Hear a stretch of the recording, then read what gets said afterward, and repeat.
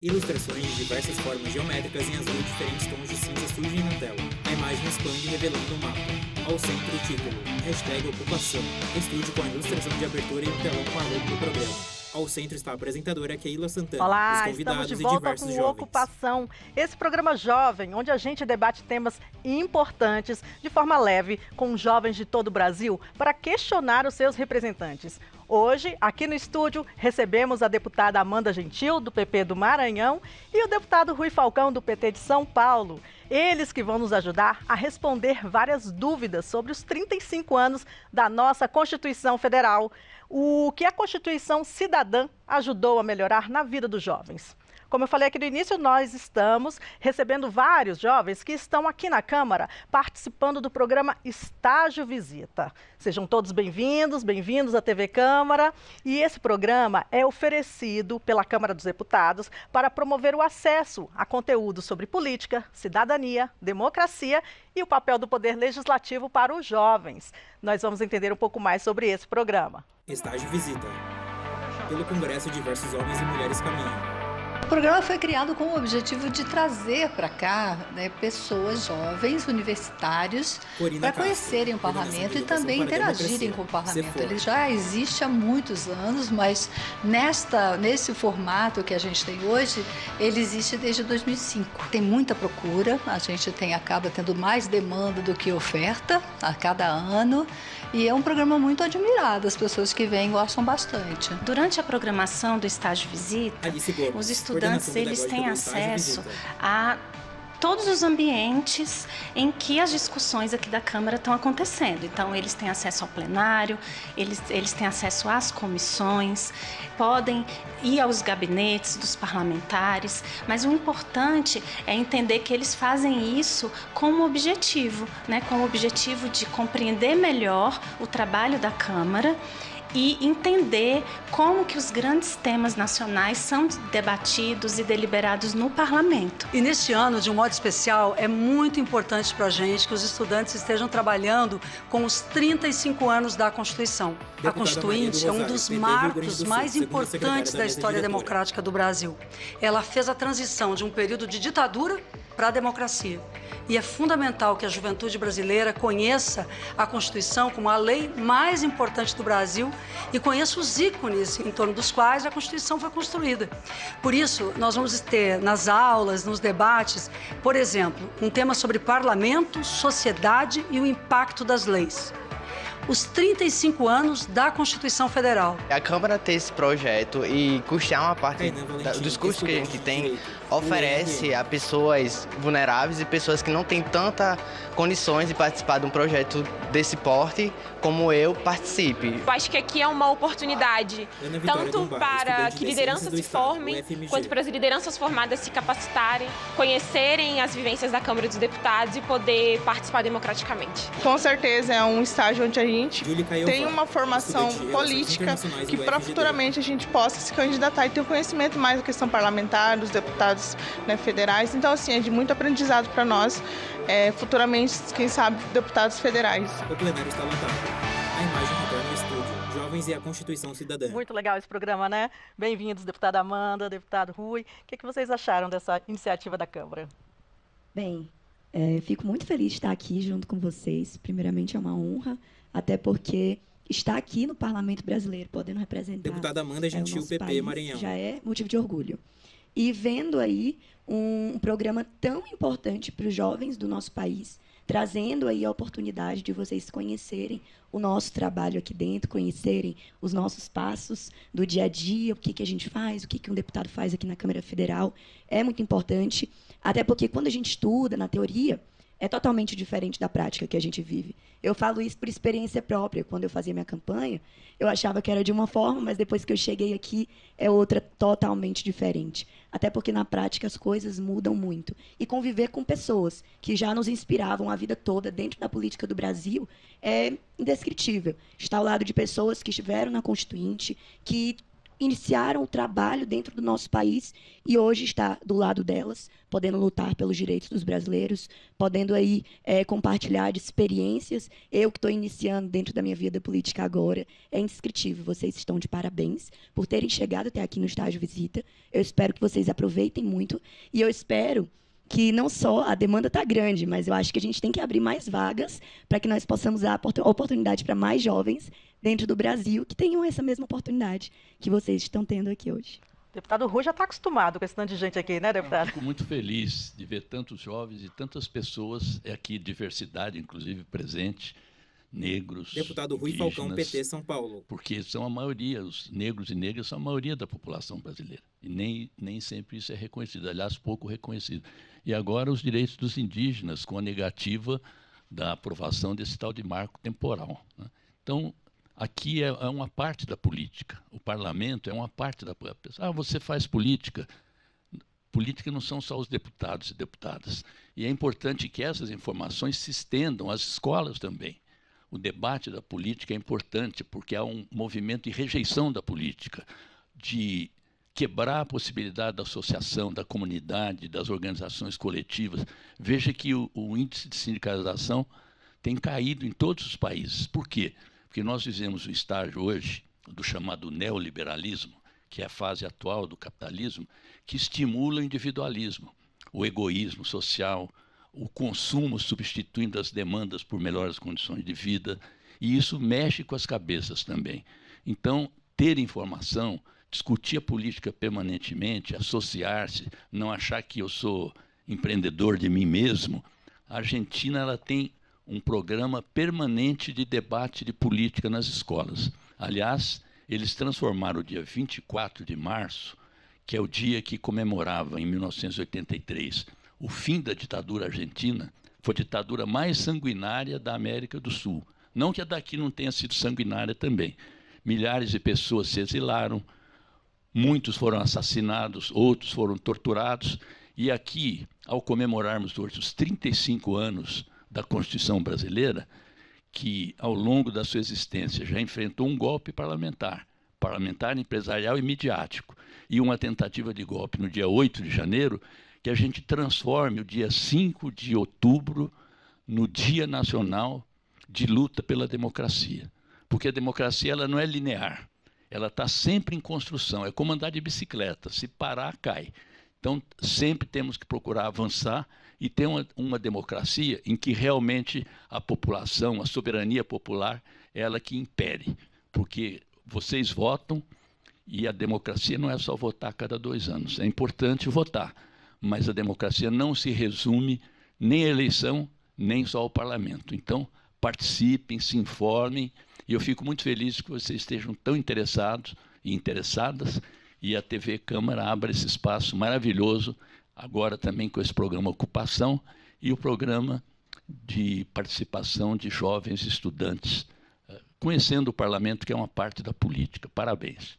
Obrigada. Eu vou só quebrar um pouquinho o protocolo aqui e falar que eu acho que eu vou sentar junto com vocês para receber essa aula aqui, né, do Rui Falcão, porque a gente está aqui para aprender também, né? E não tem nada melhor do que aprender com pessoas com experiência que já fazem isso há muito tempo.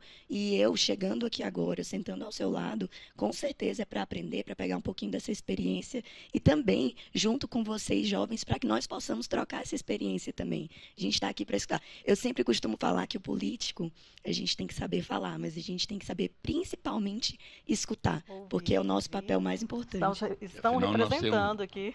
2 ouvidos. É o que diz o velho ditado, né? É verdade. Mas a Constituição de 88, ela realmente foi um marco e, como o deputado falou, ela está sempre em construção. O Congresso Nacional está sempre ouvindo os seus representados para que a Constituição ela é viva, né? E ela trouxe diversos benefícios também. E os jovens hoje também estão preocupados com assuntos que a Constituição trouxe como marco, como o emprego, a educação e também a participação popular, a participação política popular. E nós vamos lidar com esses 3 temas aqui também, sobre com os nossos deputados, os nossos jovens aqui do Estágio Visita. Vamos começar já com uma primeira pergunta aqui para os jovens, começar aqui nos que estão aqui no estúdio aqui com a gente, saber deles qual a primeira preocupação quando vocês estão aqui agora na universidade. Júlio, vou começar com você. Na universidade, a gente começa com essas preocupações de primeiro emprego, de estágio, como vocês estão fazendo esse estágio de visita aqui. Você tem uma preocupação com o emprego após o seu curso, após a conclusão do curso? Sim. Acredito assim que para a gente na comunidade, como Júlia, já existe... primeiro se apresenta aqui para a gente, eu sei o seu nome, mas... Sim, sou Julie Kaiowá, do povo Guarani Kaiowá, de Mato Grosso do Sul, cursando Relações Internacionais, o UFGD. Então, nós indígenas, né, a gente tem a dificuldade enorme de se ingressar no mercado de trabalho, né, devido terem, infelizmente, ainda o preconceito, né, estrutural.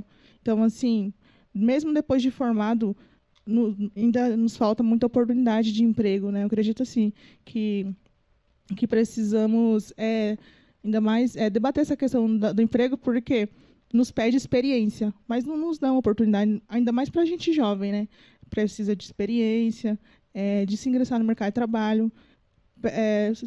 No caso, assim, em Dourados mesmo, tem muitos jovens que não estão no mercado de trabalho devido a não ter oportunidade, porque, assim, precisa de experiência. Então, falta muito essa questão, né, de ter também um aprendizado também para poder se ingressar, porque, infelizmente, lá no Dourados mesmo, os cursos técnicos, né, não tem a vaga grátis para os jovens. Então, assim, no caso, eu, indígena, vejo que falta oportunidade para esses jovens se ingressar no mercado de trabalho devido não darem também o estudo, né, adequado, né, a formação adequada para cada jovem. No telão, os pontos de melhoria citados Vamos aqui primeiro ver sobre esse tópico de emprego, alguns pontos que a Constituição trouxe de avanço, né, o emprego protegido, o seguro-desemprego, o salário mínimo nacional, que antes o salário mínimo cada estado, cada lugar definia o seu, então um salário mínimo nacional, a garantia de férias e a aposentadoria. Esses avanços a Constituição trouxe e durante esses 35 anos a gente vem tendo todos esses desafios de manter conquistas e também de novas conquistas. Deputado Rui Falcão, o senhor tem uma... Faltou incluir aí uma outra conquista nessa área, que é o Fundo Rural, que é a aposentadoria para os trabalhadores rurais que não tinham até a Constituição de 88. A gente tem várias conquistas em relação a isso, mas... Mas é importante a questão que ela levantou sobre o emprego. Aliás, agora o desemprego diminuiu a partir da entrada do presidente Lula. O desemprego estava muito elevado. Mas o emprego e o desemprego, elas são questões estruturais do sistema que a gente vive hoje. Deputado Rui Falcão, hoje há um problema. Foram criadas cotas, que é uma possibilidade, inclusive, de ir quebrando esses preconceitos a que você aludiu. Mas não é suficiente, porque nós estamos no estágio em que a indústria brasileira regrediu em demasia. Hoje a gente tem um peso muito grande no agronegócio e os empregos de qualidade eles estão mais situados na indústria. Então, há um movimento para reindustrializar o país. E a situação do emprego, além de ele estar crescendo, mas são empregos de baixa qualidade, infelizmente, e a situação salarial, independente de você conseguir um emprego ou não, ela é muito difícil no Brasil. Por exemplo, 67% da população brasileira hoje ganha até 2 salários mínimos. Entretanto, entre as grandes empresas cotadas em bolsa, os presidentes, por exemplo, ganham até 1 milhão por mês. E aqui no Brasil, a diferença entre o salário mais baixo e o salário mais alto é de escandalosas 1.714 vezes. Nos Estados Unidos, 340, a diferença é menor. Então, nós temos um sistema que é altamente concentrador de renda, e com essa concentração de renda também, você não gera muito emprego. E quando gera emprego, rebaixa os salários. Aliás, o desemprego é uma maneira de regular o custo da força de trabalho. Então, hoje, eu considero que o maior problema do país, a população diz que é segurança o maior problema. Segundo, saúde. Que realmente são problemas. Mas eu acho que o maior problema do país é a desigualdade social.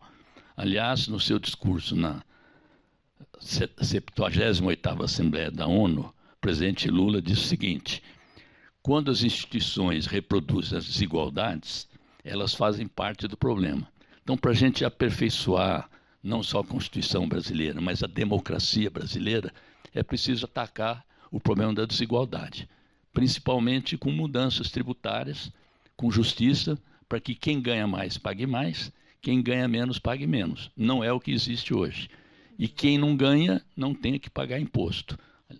Então, eu acho que a questão do emprego, ela está ligada também a esse quadro mais geral do sistema em que a gente vive. Não há nenhum país do mundo hoje que tenha situação de pleno emprego. há políticas públicas para minorar essa questão, as escolas, as instituições técnicas e as políticas de cotas, que nem sempre as pessoas aprovam também, e o estímulo à entrada de jovens no mercado de trabalho qualificados, mas que possam encontrar oportunidades para se realizarem. Tá, obrigada, deputado. Vamos já ouvir uma pergunta aqui, a gente tem aqui na plateia. Seu nome, tudo bem? Oi, meu nome é Ana Mazeto, eu sou doutoranda no programa de pós-graduação em Ciência da Informação na Universidade Federal Fluminense. Também sou bolsista CAPES. Na plateia, Ana está em pé. 35 anos da Constituição, né, eu acho que tem esse caráter histórico, legítimo e evolutivo. E aí, nessa questão da evolução, eu queria fazer a pergunta no seguinte sentido.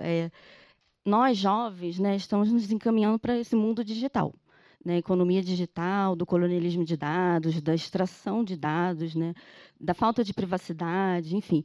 E eu queria fazer essa pergunta nesse sentido, como que a Constituição ou os debates aqui no plenário, no Congresso, estão lidando com essa questão desse mundo digital, virtual, enfim. Ontem eu fui na livraria, inclusive, daqui da Câmara, e já lançaram um livro chamado Economia Digital, que está disponível já, e fala sobre daqui até, eu acho que 2030.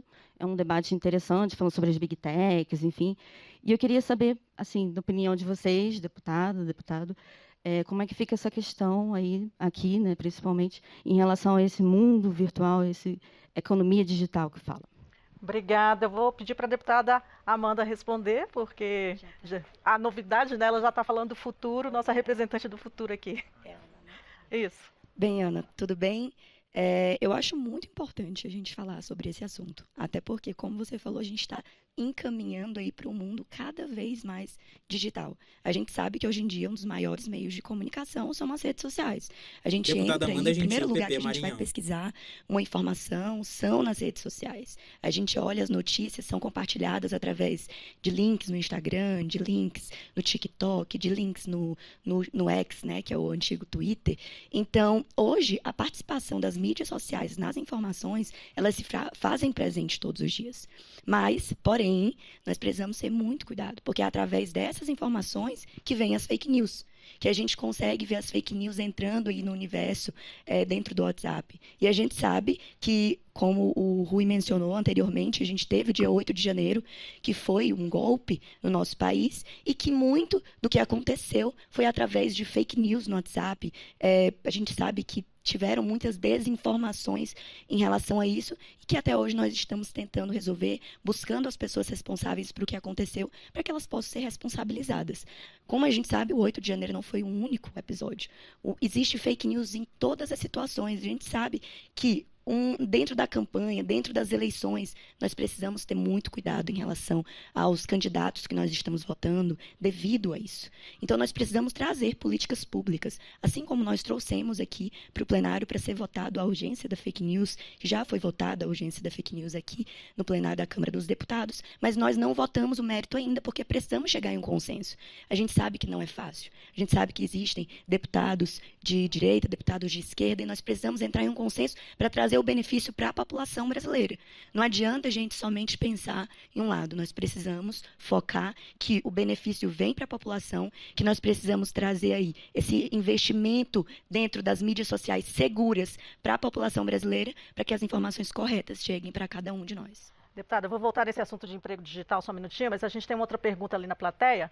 Tudo bem? Qual o seu nome? Tudo bom? Bom dia, meu nome é Linaldo Bernardo, sou do Rio Grande do Norte, Parnamirim, e sou estudante do curso de Gestão de Políticas Públicas. Na plateia, minha pergunta não é dentro dessa grande temática de emprego, mas eu gostaria de trazer uma temática dentro da Constituição, a nossa Constituição Cidadã.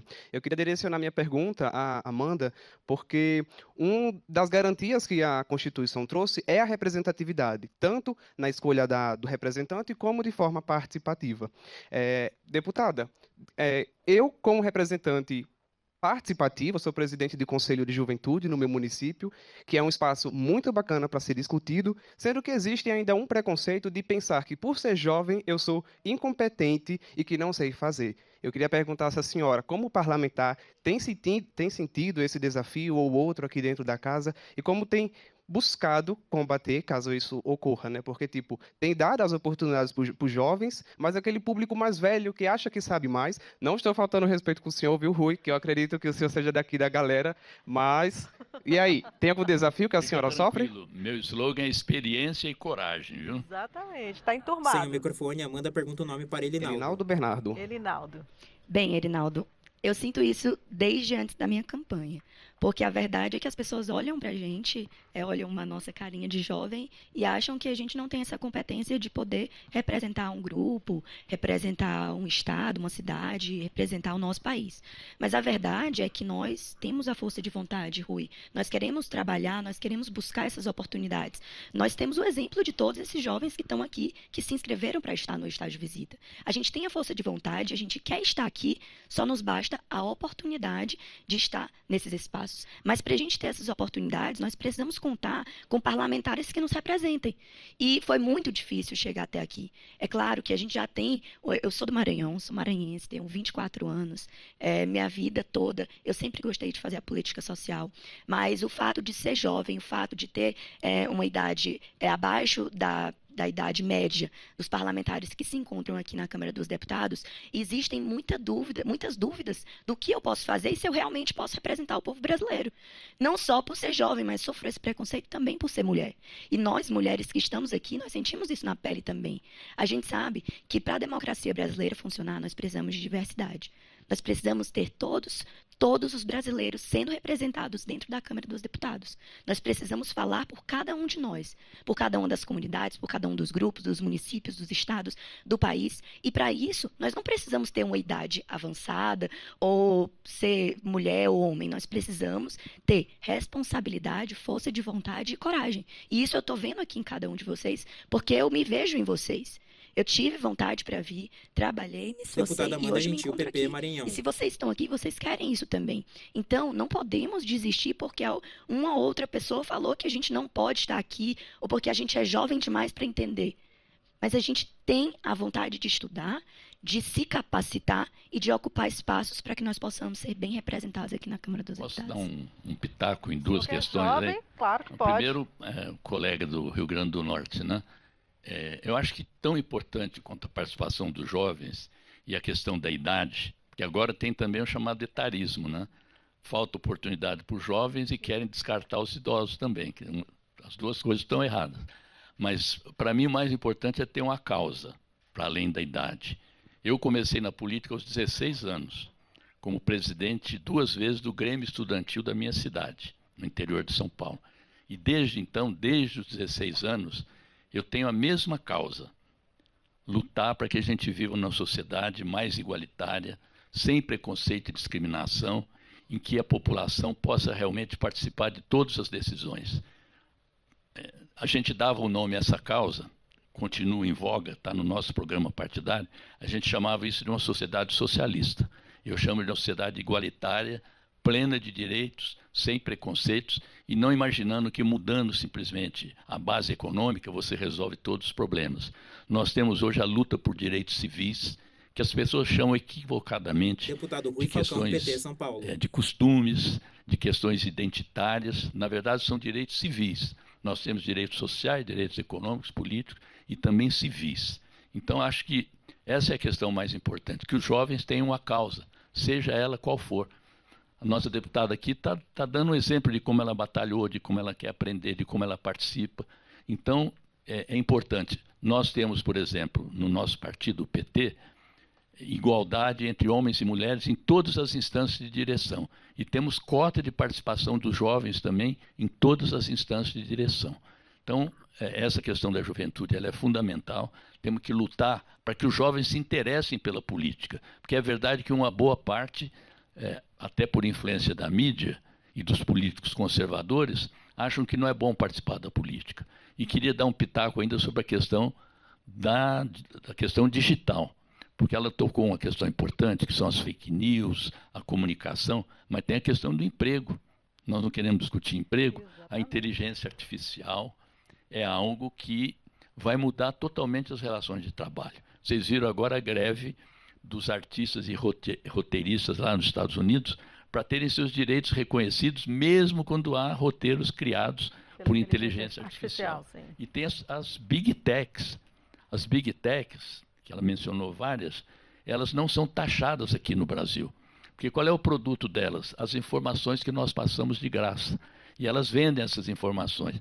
Na Europa já existe uma taxa de 15% para as grandes Big Techs. Isso reverte a favor do povo. Aqui não há nenhuma regulação ainda. E é preciso regulá-las. E segundo, nós temos todas as instituições brasileiras, as universidades, que têm pesquisas, têm teses, tudo isso é armazenado no exterior. Quando nós podíamos estar armazenando essas informações aqui, nós temos estrutura para isso. Então, eles se apropriam das teses, do conhecimento, das patentes, tudo pelas coisas que vão na nuvem, depositadas nas grandes Big Techs, no caso americanas. Obrigada, deputada, é isso mesmo. A nossa democracia ainda é muito jovem também, né? A gente está aqui discutindo com jovens. Temos uma democracia jovem que tem muito a avançar. A gente vai para a última pergunta aqui desse tópico sobre emprego. Por favor, você se apresenta, tudo bem? Meu nome é Ana Beatriz, eu sou de Três Rios, Rio de Janeiro. Plateia, Ana Beatriz e dado que a gente está comemorando 35 anos da Constituição, o FGTS é uma questão relevante para os trabalhadores, eu gostaria de perguntar para os deputados quais são as opiniões dele em relação às possíveis mudanças ou reformas em relação a esse tema. Obrigada. Por favor, começando com a deputada Amanda. Bem, eu acho muito importante a gente trazer também, quando a gente fala de emprego, quando a gente fala em desenvolvimento de emprego dentro do país, eu acho importante a gente trazer também o desenvolvimento das empresas dentro do nosso país. Porque as empresas são importantes para que nós possamos abrir portas, para que elas possam investir não só nos jovens, como no emprego em geral dentro do Brasil. A gente sabe que a gente fez a votação do Marco Fiscal recentemente. A gente votou, foi aprovado o Marco Fiscal. Foi uma discussão, um debate entre vários parlamentares de vários partidos, para que nós pudéssemos avançar nesse quesito, para que nós pudéssemos estar debatendo sobre os impostos, sobre as empresas que trabalham dentro do nosso país. E quando a gente traz essas empresas e desenvolvimento dessas empresas no nosso país, a gente traz também portas abertas para que elas queiram investir cada vez mais no Brasil. E quando elas investem no Brasil, elas abrem portas para mais empregos, para que todos nós possamos ser abraçados, para que nós possamos lutar e debater cada vez mais sobre o emprego, sobre os jovens, sobre as pessoas. A gente sabe que o desemprego é muito grande e a gente precisa abrir portas para o emprego dentro do Brasil. Eu acredito que tenha sido isso. Eu não sei se eu escutei bem a sua pergunta, mas eu acho que nós precisamos trabalhar cada vez mais no investimento das empresas do nosso país, para que assim outras empresas externas, possam se sentir seguras para entrar no nosso país e também gerar mais empregos para o nosso querido Brasil.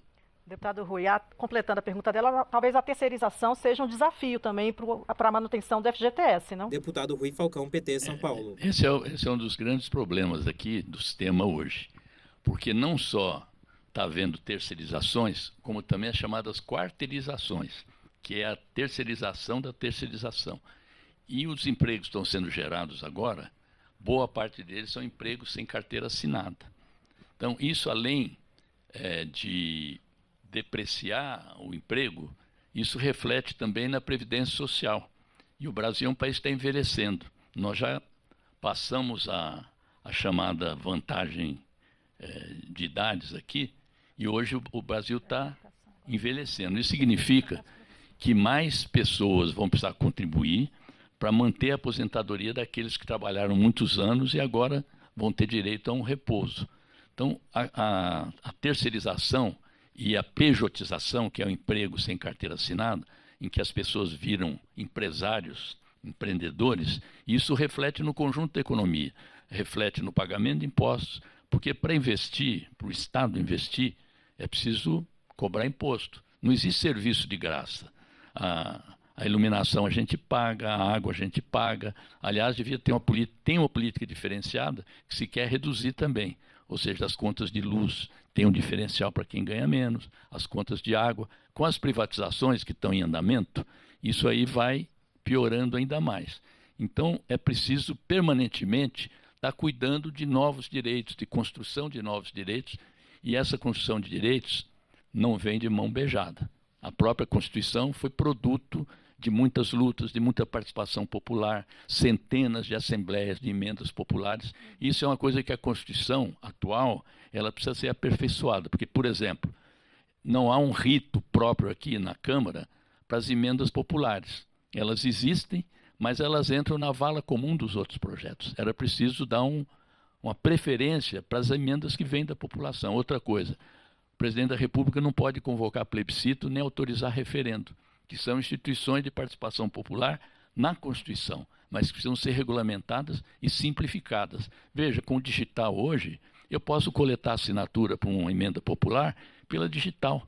Eu não preciso ficar pegando no papel, indo de porta em porta para colher assinatura. E isso favoreceria que os cidadãos e cidadãs pudessem interferir nas nossas decisões aqui. Por exemplo, o marco fiscal, ou essa questão do marco temporal. A população podia ser consultada sobre essas questões. É fácil, pela internet é fácil. Obrigada, deputado Rui. Gente, nós vamos passar agora para o nosso novo tópico, que é sobre educação.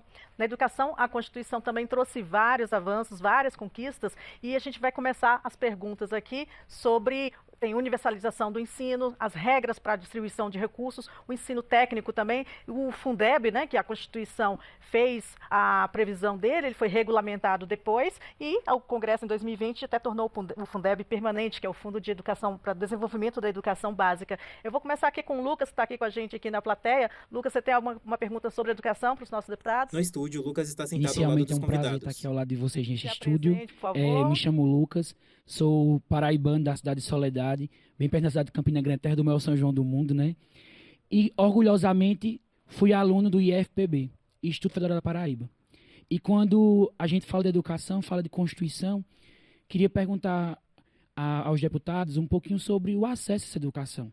Eu posso dizer a vocês com muito orgulho, se hoje eu sou ProUni na Universidade de Qualidade, é porque eu passei pelo Instituto Federal. Porque lá eu publiquei 14 artigos científicos, eu tive acesso à iniciação científica, eu tive acesso a viajar a esse país, vários estados, com bolsas de CNPq, tive mais de 3 projetos de iniciação científica. Então, assim, para vocês, o que é que essa casa pode fazer? O que é que a Câmara dos Deputados pode fazer para melhorar isso? Hoje se fala muito do acesso ao ensino técnico, se fala muito sobre deixar para lá a universidade, não ter uma graduação. Para vocês, deputados, o que é que tem que ser feito? Primeiramente, Lucas, parabéns pelos seus artigos publicados. Eu acho importantíssimo esse programa. Na verdade, o investimento que o governo faz dentro da educação no nosso país, porque a gente sabe que a educação é a base de tudo. Meu pai sempre me falou, minha filha, podem lhe tirar tudo, menos o seu ensino e o que você aprendeu na sua vida. Então, estude. A gente sabe que não é fácil para muitas pessoas, porque o acesso é uma dificuldade. Eu acho que não só o acesso das instituições, das universidades, mas o acesso das comunidades pequenas. Pessoas que não têm acesso a nenhuma escola digna, nem acesso a um professor, porque as comunidades não têm a estrutura física de uma escola, não tem um professor, porque são comunidades muito pequenas. A gente tem a Júlia aqui, e as aldeias dentro do Maranhão, você entra nas aldeias e nenhuma escola tem, nenhum professor tem para levar acesso, para levar ensino para os alunos dos interiores, das comunidades, e isso é uma realidade hoje no nosso país. A gente precisa pensar no desenvolvimento de levar o estudo para a população brasileira. E a gente sabe que é importantíssimo os ensinos técnicos, as universidades, mas a gente também tem que pensar em como esses alunos vão chegar lá. Como esses alunos irão fazer para estar naquele momento. Então, com certeza, o trabalho que nós parlamentares temos que fazer em conjunto, junto ao governo federal, porque nenhum parlamentar trabalha sozinho, a gente precisa trabalhar em conjunto com o governo, e o governo Lula tem se mostrado disposto, de portas abertas, para servir a população, não só dentro da educação, mas em vários temas. Eu tenho certeza que a prioridade do governo também é trabalhar a educação no nosso país e estudar cada vez mais, mas também escutar a necessidade de vocês, assim como você tem falado, para que você passe para a gente, para que a população passe para a gente as necessidades e para que nós possamos levar para o governo federal. O ProUni, o FIES, são avanços na área de educação que foram promovidos por governos democráticos aqui. Hoje, o Fundeb, ela falou do marco fiscal, foi uma batalha enorme para tirar o Fundeb do novo teto de gastos. Eu chamo o marco fiscal de novo teto de gastos, porque tem teto também. Que é aquele limite, não é, né, como a emenda gastos, 95, que congelou por vários anos recursos para a saúde, para a educação, para investimento, enfim. Mas existe um teto de gastos e estamos batalhando para atingir a tal da meta do déficit zero, que, a meu ver, é uma ficção. Nós não vamos conseguir. E nós nos impusemos certas restrições que estão colocando hoje em ameaça, por exemplo, o piso constitucional da educação, que foi uma conquista da Constituição de 88, tanto o piso constitucional da educação quanto da saúde, que foram congelados durante os governos Temer e Bolsonaro, graças à emenda constitucional 95. Então, é preciso manter esses pisos constitucionais. Ontem estavam aqui os agentes comunitários de saúde, tomaram a Câmara aqui numa pressão maravilhosa. Eles, além de estarem há 7 anos lutando pelos direitos deles, serão preteridos se o piso constitucional da saúde, como parece, vai ser excepcionalizado esse ano. Vão tirar 20 bilhões, o orçamento da saúde vai aumentar em relação ao ano passado, mas vai ser menor do que seria se cumprido o marco fiscal. Então, acho que é prioritária a educação. Eu vivi uma experiência, só um momentinho contar uma experiência concreta. Eu fui secretário de governo da prefeita Marta Suplicy, na capital de São Paulo. Lá nós criamos o que foi chamado de Centros Estudantis Unificados. Grandes escolas, situadas todas na periferia, onde o Estado nunca chegava, que tinha, além da educação formal, esporte, hidroginástica para idosos, teatro, cultura, e com uma particularidade, a população definia a programação. E nós fizemos lá 3 céus indígenas, porque tem comunidades indígenas lá na capital de São Paulo. E, curiosamente, os céus indígenas, a arquitetura foi em forma de taba, que eles escolheram, e não tinha piscina, por opção dos indígenas. Eram 3 céus sem piscina. E os outros tinham piscina com água aquecida, e foi um dos fatores que levou à nossa derrota eleitoral. Porque o pessoal dizia o seguinte: esse pessoal da periferia, piscina com água aquecida, eles estão acostumados a tomar banho no rio, na água suja e tal, isso é muito luxo, isso custa para nós. Então, o preconceito imperando. Hoje tem 57 céus na cidade, embora muitos já em escala menor, já não tem mais hidroginástica, porque custa caro, tem que ter professor, monitor, não tem mais orquestra. E a orquestra de cordas produziu, inclusive, jovens que foram hoje se apresentar no exterior. Um deles, inclusive, era filho de um pedreiro, ajudava o pai nas obras e tocava violino. Então, ele era obrigado a trabalhar e prejudicando a sua própria arte, que era uma coisa maravilhosa. A gente tem uma pergunta aqui na plateia.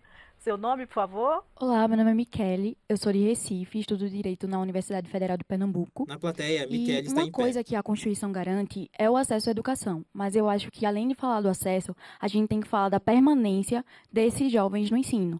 Não só no ensino médio, não só na universidade, porque no dia a dia a gente percebe que tem muitos jovens que conseguem acessar a educação, mas não conseguem permanecer por vários motivos. Por exemplo, nas comunidades, a gente tem pessoas que têm muita capacidade, porém não tem a oportunidade. Às vezes até tem acesso a ingressar em um ensino técnico, em uma instituição pública, mas não consegue se manter. Às vezes não tem acesso à passagem, por exemplo, para ir ver uma aula.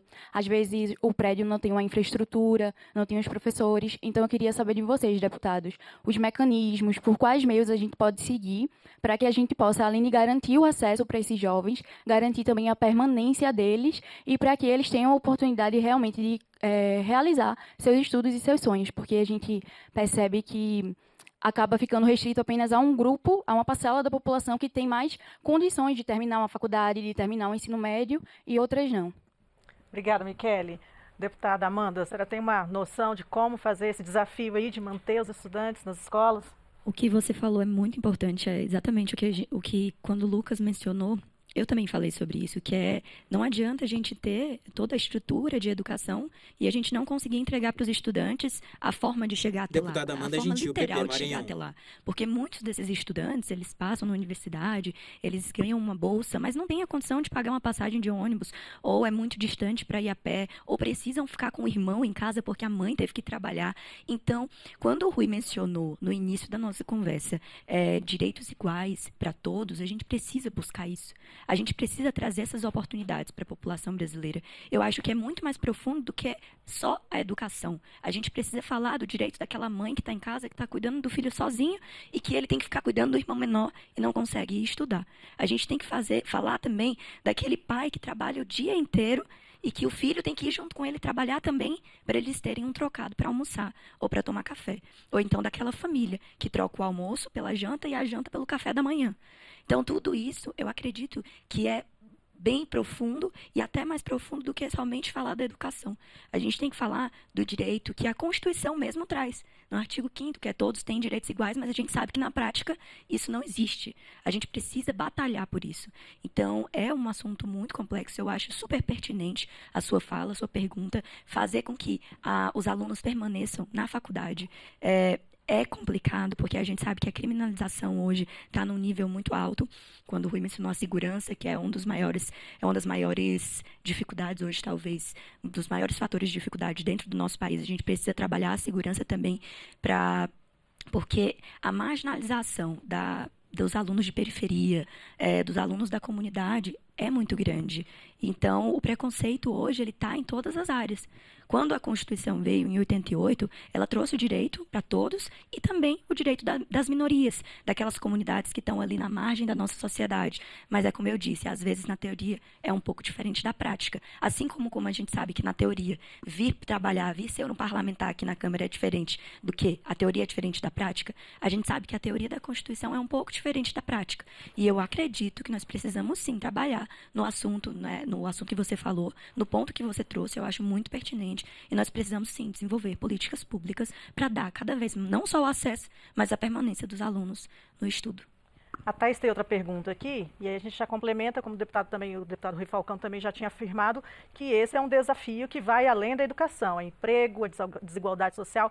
Thaís, se apresenta, por favor. Olá, eu sou a Thaís, eu sou do Rio de Janeiro e sou estudante de jornalismo na UFRJ. Bom, eu queria destacar um outro ponto da educação que eu acredito que seja muito sensível, que é a questão da valorização dos professores. Eu queria que os senhores comentassem um pouco sobre isso, inclusive eu sou professora de formação também, eu estudei licenciatura, fiz licenciatura em letras e eu estive dentro das escolas públicas das periferias do Rio de Janeiro e eu sei como é difícil, tenho amigos que aí ainda estão buscando um trabalho formal, o deputado comentou sobre a questão da precarização, da desvalorização, então gostaria que os senhores comentassem, tanto com um olhar na Constituição, dos avanços que nós já tivemos e quais são os desafios e as propostas para o futuro. Deputado Rui. Thaís é minha colega jornalista, né, Thaís? Parabéns aí pela sua luta, aí, professora, agora estudando, parabéns. E é muito difícil, principalmente para as negras, terem essas oportunidades que você está conquistando, né? Parabéns. Deputado Rui Falcão, PT, São Paulo. Eu queria ainda, concordo totalmente que é preciso valorizar, a principal parte da educação é valorizar os professores. E agora nós estamos caminhando para uma coisa perigosa, Amanda, que é o ensino à distância generalizado, que não é parcial, é o todo, até doutorado hoje por ensino à distância. E são grandes corporações que estão entrando aqui, grupos estrangeiros estão adquirindo empresas de educação nacionais e educação privada. Então, isso vai desvalorizar ainda mais o papel dos professores e professoras. Altamente especializados, que requerem alta especialização. Mas eu gostei muito, cada vez estou mais impressionado com a sensibilidade social da Amanda. Tão jovem e tão preocupada com os problemas. Por isso ela está aqui conosco, né? Não, foi uma grande escolha Câmara que vocês fizeram. Eu fico alegre de estar aqui nesse debate, porque às vezes eu sempre pergunto, quem que vai participar do debate? Porque quando é para lacrar e passar para xingamento, eu nem participo. Mas quando eu vi que era ela que ia participar, eu fiquei feliz. Aqui. Mas sobre a questão da evasão que foi mencionada, e como as pessoas permanecerem na escola, né? O transporte. Há movimentos em São Paulo, houve no país todo em 2013, movimento pelo passe livre para estudantes. Eu acho que precisa ter um equilíbrio nisso, porque, veja, bem ou mal, o estudante, de alguma maneira, tem algum tipo de recurso. Agora, e o desempregado? Será que o desempregado não teria direito de sair? Um vale social de transporte, R$100, para ele poder sair para procurar emprego, por exemplo. Então, passe livre para estudantes, ou, de forma mais ampla, o que se propõe hoje, que é a tarifa zero, que é possível, com recursos públicos e com a ajuda das empresas também, você ter tarifa zero. Há cidades, inclusive no Ceará, cidade com mais de 300 mil habitantes, é a maior cidade hoje com tarifa zero. Tem Maricá, no Rio de Janeiro, também com tarifa zero. A outra questão vem da Europa. que é a chamada economia dos cuidados. O que é a economia dos cuidados? Primeiro, leva em conta o trabalho da mulher. Você fez menção à mulher que fica em casa, sustentando a casa, para o marido sair para trabalhar. O trabalho dela não entra no PIB. Então, era preciso computar esse chamado trabalho doméstico, que muitas vezes ele é duplo, porque a mulher trabalha numa empresa e depois trabalha em casa, às vezes tem jornada tripla até. Então, são questões que estão ligadas também à evasão escolar. E na Europa, há países que dão bolsa de 4 horas para jovens estudantes, para fazer algum tipo de cuidado. Então, é o menino que vai fazer compras para uma idosa no supermercado, ou vai ler um romance para alguém, que ajuda, inclusive, a combater a depressão, que a solidão, está comprovado cientificamente, é uma das causas da depressão. Então, a pessoa, o estudante, recebe uma bolsa, e durante 3 ou 4 horas ele presta uma espécie de serviço social, ou para um idoso ou para uma idosa, leva até o ponto de ônibus, leva até o metrô, faz uma compra, e ele recebe do Estado um recurso que permite que ele possa bancar minimamente o seu estudo. E combater a evasão escolar também, com mudança agora, por exemplo, no ensino médio, que põe escola de tempo integral, permite também uma formação técnica para a pessoa eventualmente poder começar a trabalhar, se quiser, a partir dos 16 anos ali, e até ter condições depois de ingressar mais capacitado no mercado de trabalho. Obrigada, deputado. Mais um complemento. Ele falou sobre um cartão universitário para o jovem ou para uma pessoa, para o estudante que não tem condição. Eu lembrei que no Maranhão tem um programa, tem um projeto, uma lei que foi aprovada, que é o cartão transporte universitário, que agora, no segundo edital, vai ser entregue para mais de 5.000 alunos no valor de R$800, para que eles possam se transportar. Porque lá no Maranhão, às vezes, a universidade, o instituto, onde eles estudam, não é na cidade em que eles residem. É numa cidade vizinha, um pouco mais distante. Então, eles têm um valor de R$800 para que eles possam pegar uma van, para que eles possam pegar um ônibus. E isso já é um fato, já é um projeto muito bonito e que a gente pode trazer para ser debatido, para que a gente possa discutir. É muito interessante. No Maranhão. No Maranhão, agora o segundo edital, agora em agosto, já vão ser vai contemplar mais de 5.000 estudantes. E também, você mencionou o ProUni, eu sou muito adepta ao ProUni. Quando eu fui secretária de governo de uma cidade chamada Caxias, eu apresentei um projeto de lei na Câmara Municipal, que foi aprovado, que foi o ProUni Municipal, onde quem arcaria com as condições do estudo do aluno seria o município. E o município fez, dentro do projeto de lei, arcar com isso seriam através das empresas, que elas, junto com o governo municipal, fizeram um acordo de uma taxação que eles pagariam a mais e com esse custo, Deputada Amanda Gentil, com a arrecadação desses impostos, o município, a cada semestre, ele faz um edital, seleciona os estudantes, concurso que eles querem, inclusive medicina, e a prefeitura paga o curso inteiro sem nenhum ônus. Ou seja, quando você acabar o curso, você não precisa pagar para a prefeitura de volta. Esse foi um projeto que eu levei até a Câmara Municipal, que foi aprovado, e que hoje ainda está atuando aí dentro do município de Caxias, que eu fui secretária de governo. Ótimos exemplos, né, gente? A gente tem boas iniciativas. A gente vai trocar de assunto agora. A gente vai para a participação política, que também é um dos avanços que a Constituição trouxe, que principalmente eu destaco aqui, que é o voto aos 16 anos. A Constituição permitiu que os jovens, a partir de 16, 17 anos, antes dos 18, como era, pudessem tirar o seu título eleitoral e pudessem participar das eleições. Tem também as leis de iniciativa popular, que a sociedade se organiza para mandar os seus projetos aqui para o Congresso Nacional para serem discutidos e virarem projetos de lei. Os deputados abarcam depois esses projetos e eles podem virar lei. E também o sistema de controle, fiscalização e transparência. Aqui na plateia temos já um participante aqui, o Ricardo, né? Na plateia, Ricardo está sentado. E Ricardo Gross. Ricardo, se apresenta, por favor. Isso, Ricardo Gross, estudante de Direito do Estado do Rio Grande do Sul. Eu queria saber como é que você faz parte dessa política que é construída com todos nós aqui, com jovens e... Com certeza. Em primeiro lugar, é uma satisfação estar à frente das vossas excelências e dizer que, mesmo num programa aqui jovem, eu me sinto jovem de espírito, sou da mesma bandeira do nosso deputado e me senti muito confortável com esses jovens aqui, até porque aqui, não sei, parece que foi escolhido a dedo jovens super qualificados. Então, eu me senti muito à vontade. E também uma questão que o rapaz falou lá do preconceito dos jovens, tem o preconceito dos jovens com os idosos também, tem o lado contrário. Porque eu trabalho com muitos jovens, né? E alguns, muitas vezes, por entender que dominam a informática, o mais velho tem que ser descartado. Não é por aí, tem a experiência e tem a informática, dá para juntar as duas coisas. E a minha questão mais importante que eu vejo na questão da participação política foi essa conquista do voto aos 16 anos, inclusive um deputado gaúcho, que teve o professor Danete, que fez essa lei. Esteve aqui na Câmara. Esteve aqui, né, conosco. E a participação política, eu vi vários deputados comentando, e também os jovens, nós aqui, o pessoal, eu vejo que a gente tinha que dar uma mexida numa questão até institucional sobre a questão da participação política. Por quê? A participação política hoje, na maioria da população, e principalmente alguns jovens, é a questão partidária e política de cada candidato ou de cada político. Não é. A participação política vem desde a política da boa vizinhança até a política participativa a nível de país. Eu vejo que a gente deveria ver um projeto, talvez, ou mudar alguma questão que envolva o Ministério da Educação, de nós termos o ensino político dentro dos currículos escolares. Porque se tu vai falar política hoje, até numa faculdade, cara, vem falar desse deputado, cala a boca aí. Não me interessa.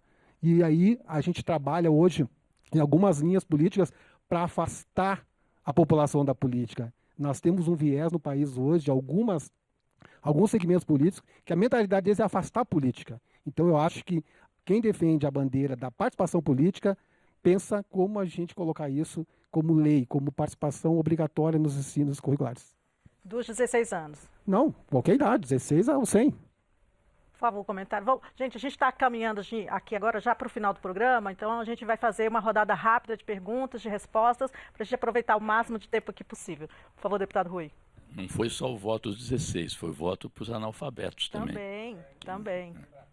E, para ser rápido, vou só contar uma história que eu vi ontem de um constituinte sobre o voto aos 16. O general Leônidas Gonçalves, deputado Rui Falcão, PT São Paulo. Gonçalves, que era ministro da Defesa na época da Constituinte, foi aquele que colocou esse maldito artigo 142 na Constituição, que instituiu a tutela militar aqui no país. Nós vivemos numa democracia sob tutela militar. E estão passando pano para eles agora. Estão pegando só os perrapados aí, e não tem um general incluído que participou do golpe de 8 de janeiro. Bom, o general foi contra o voto aos 16. E aí o deputado que fez essa emenda falou assim para ele: general, se tivesse uma guerra no país, o senhor ia pegar esses jovens aí para servir de bucha de canhão para lutar no seu lugar, para morrer pela pátria. Agora, para votar pela pátria não pode? Aí disse que o general falou: não quero mais tocar nesse assunto. Então, foi uma batalha por causa do preconceito contra os jovens. Ele pode fazer o serviço militar aos 18, mas não pode votar aos 16. E eu concordo que a educação política deve ser uma disciplina permanente. É aquilo que eu falei na Argentina e que eu acho que a gente podia, pelo menos simbolicamente, no dia 5 de outubro, em todas as escolas do país, fazer esse debate sobre a importância da Constituição, como deve ser aperfeiçoada e assim por diante. Sobre a participação popular, eu já falei aqui antes, tem várias limitações, precisava facilitar as formas de emenda popular, ter um rito especial aqui na Câmara, porque a população manda projeto para cá e vai para a gaveta. Então, dá um rito especial, assim como tem urgência, tem não sei o quê, fazer isso com as emendas populares. E autorizar a realização de referendos ou plebiscitos durante os períodos eleitorais sobre temas candentes. Os Estados Unidos tem, toda eleição tem plebiscito, tem referendo. Eu mesmo acompanhei um plebiscito sobre educação, Amanda, que eles queriam aumentar as verbas para educação. Fizeram um plebiscito e a população rejeitou. Depois, no plebiscito seguinte, a coordenadora do marketing dos recursos decompôs. Então, você quer mais recursos para os professores? Você quer mais recursos para computador? Então, passou. Porque a população queria saber para onde ia o recurso e não genericamente para a educação. Era ao contrário. Então, participação popular. Obrigado, deputado. A gente tem mais uma pergunta ali no fundo. Por favor, tudo bem? Se apresenta. Olá, bom dia a todos, né? Eu sou o Marcelo. Na plateia, Marcelo está em pé. Sou o Marcelo, de Minas Gerais, né, do Triângulo Mineiro. Sou estudante de Direito. E, então, sobre a participação política, muito se fala, né? E hoje temos não só mulheres, né, à frente aí, de parlamentares e senadoras, e também hoje temos pessoas LGBTQIA+. E muito se falou no último mês sobre o voto da proibição do casamento homoafetivo. E eu queria saber, né, porque na Constituição Federal garante, né, a união entre homem e mulher, está prevista no artigo 226, parágrafo 3º, e queria saber a opinião, né, de Amanda e de Rui Costa sobre essa... Oi? Rui Falcão, desculpa. sobre essa relação que foi debatida agora no último mês pelos parlamentares, né? E tivemos até um excelente discurso da deputada, né, federal, a Érica Hilton, né, a trans, sobre isso. Obrigada, querido. Deputada. Bem, é um assunto realmente muito pertinente. Eu acredito que esse debate que aconteceu na Comissão de Seguridade Social, de Previdência Social, Família, Infância e Adolescência, a qual eu sou parlamentar titular, foi um retrocesso dentro do nosso país, porque todos nós temos direitos iguais. Ninguém tem que ser diferente de ninguém. Deputada Amanda Gentil, PP, Maranhão. Se eu quero casar, eu caso com quem eu quiser. Se o Rui quer casar, ele casa com quem ele quiser. Eu acredito que... Ainda não. Eu acredito que todos nós temos direitos iguais. O debate sobre o casamento homoafetivo, a qual não era o projeto de lei, mas sim o relatório, para mim, foi um retrocesso dentro do nosso país. Eu não acho que deveria ser o tipo de assunto que nós deveríamos nem debater no Brasil. Até porque já está segurado que nós todos temos direitos iguais. E tem que ser esses direitos iguais para todo mundo. Sobre a primeira pergunta que você falou, a primeira situação que você falou em relação à participação das mulheres na política.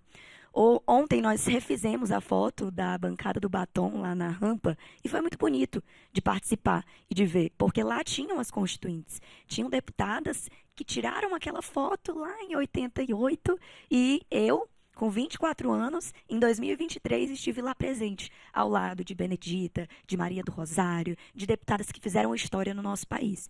Então, mas tudo isso porque elas lutaram pelos nossos direitos. Então, elas lutaram e hoje eu estou aqui por isso.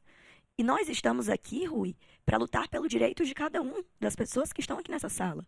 Dos jovens, dos estudantes, das pessoas que acreditam numa política cada vez mais desenvolvida no nosso país, que acreditam no desenvolvimento da política do Brasil.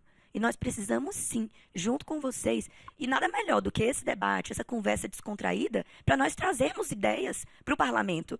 Trazer a ideia do cartão universitário, que acontece no Maranhão e que a gente pode trazer. A gente trazer a ideia aí também em relação a um assunto que você falou,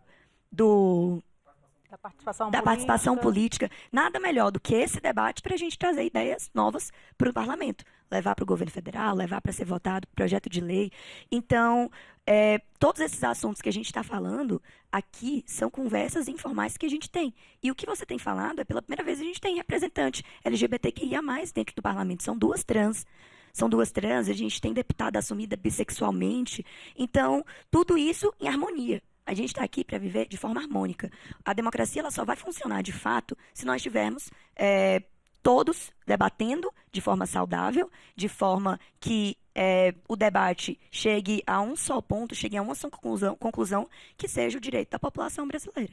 Então, isso é muito importante. Parabéns pela pergunta. Eu acho que o que você trouxe foi muito, de fato, bem importante. E a minha opinião sobre isso é que ser contra o casamento homoafetivo é um retrocesso para o nosso país.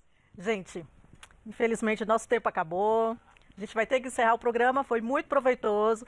Agradecendo a deputada Amanda, muito obrigada, deputado Rui Falcão. Eu queria subscrever o que ela falou sobre a questão das relações homoafetivas. E esclarecer que eu não vou casar mais, já casei 2 vezes, chega. A questão é direito civil, não é afetivo aqui, né, deputado? O senhor já está muito bem casado, não precisa. Olha só, gente, muito obrigada, agradecendo aos deputados, aqui em nome do Lucas, da Júlia, da Thaís, a todos que estiveram aqui com a gente, todos aqui na plateia, não vou lembrar o nome de todos, Ricardo, Michele, obrigada, gente. Olha, se vocês quiserem saber mais sobre o estágio visita, para vir aqui no próximo programa, entra lá no site evc.câmara.leg.br, se inscreve lá, tem todas as informações e você pode estar aqui com a gente debatendo no próximo programa sobre diversos temas. Hoje aqui, a nossa Constituição Federal, com 35 anos, apenas 35 anos, mas ela vai ser mais longeva ainda. Temos muito o que avançar, temos muito o que conquistar. Obrigada a todos, até o próximo. Fundo Preto, créditos na tela.